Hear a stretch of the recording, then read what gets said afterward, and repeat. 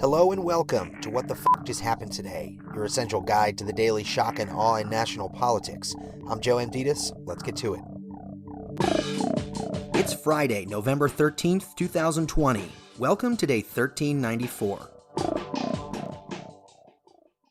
The United States topped more than 153,000 coronavirus cases for the first time.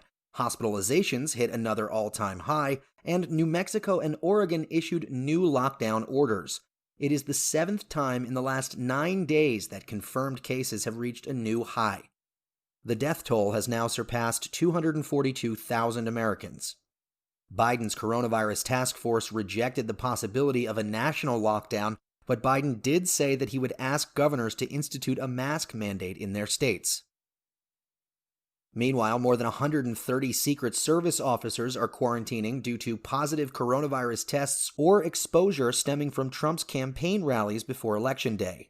Roughly 10% of the agency's core security team has been sidelined. At least 30 uniformed Secret Service officers tested positive, and about 60 have been asked by the agency to quarantine. Moving on, Trump's efforts to overturn President-elect Joe Biden's victory suffered three major setbacks in Arizona, Michigan, and Pennsylvania.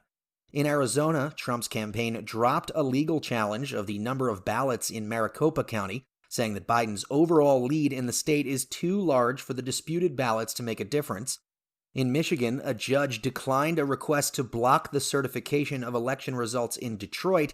And in Pennsylvania, Secretary of State Kathy Boockvar said a recount and a recanvass was not necessary because Biden leads the vote count by more than 53,500 votes, outside the margin that would permit a recount. The law firm leading the Trump campaign's efforts to challenge the election results in Pennsylvania withdrew from a federal lawsuit that had filed on behalf of the campaign. And a top lawyer at Jones Day told colleagues that the firm would not get involved in additional litigation in the election. North Carolina, however, was called for Trump by four networks, with ABC and CNN projecting a Biden win in Georgia. All 50 states' presidential races have now been called, leaving Trump with 232 electoral votes to Biden's 306. Meanwhile, the Cybersecurity and Infrastructure Security Agency reported that the presidential election was, quote, the most secure in American history, end quote, rejecting Trump's repeated baseless claims of voter fraud. The statement from both state and federal election officials said they found, quote, no evidence that any voting system deleted or lost votes, changed votes, or was in any way compromised, end quote. And they acknowledged the, quote, many unfounded claims and opportunities for misinformation about the process of our elections, end quote. Hours earlier, Trump repeated a baseless assertion that a voting machine system, quote, deleted 2.7 million Trump votes nationwide, end quote. Trump also tweeted that Democrats have complained for years about unsafe elections, but now, quote, they are saying what a wonderful job the Trump administration did in making 2020 the most secure election ever, end quote. Trump continues to insist to aides that he beat Joe Biden and has asked his advisors whether he could pressure Republican legislatures to pick pro-Trump electors in key states to steal the electoral votes needed to change the math and give him a second term. People briefed on the conversation say it wasn't a very serious conversation as, quote, Trump has spent his days toggling between his White House residence and the Oval Office, watching television coverage about the final weeks of his presidency. His mood is often bleak, end quote. They also say for much of the week, Trump has been, quote, sequestered from public view, tweeting grievances, falsehoods, and misinformation about the election results and about Fox News' coverage of him, end quote. About a half a dozen advisors and people close to Trump have concluded that there is no grand strategy and that Trump is, quote, simply trying to survive from one news cycle to the next, end quote.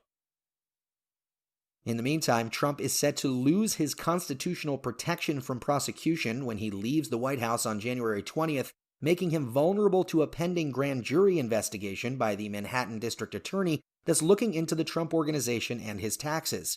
Trump is expected to pardon his campaign associates and members of his family as he leaves office. The biggest looming pardon question, however, is whether Trump will attempt to grant himself a pardon amid state investigations into his business and finances, and the prospect of federal investigators scrutinizing him after he leaves office. Trump's pardon power does not extend to state crimes and would not protect himself or others from ongoing investigations into the Trump Organization, being led by the New York Attorney General and the Manhattan District Attorney. Moving on, the Trump administration is urging Mitch McConnell to confirm Chad Wolf as the new Homeland Security Secretary before Inauguration Day.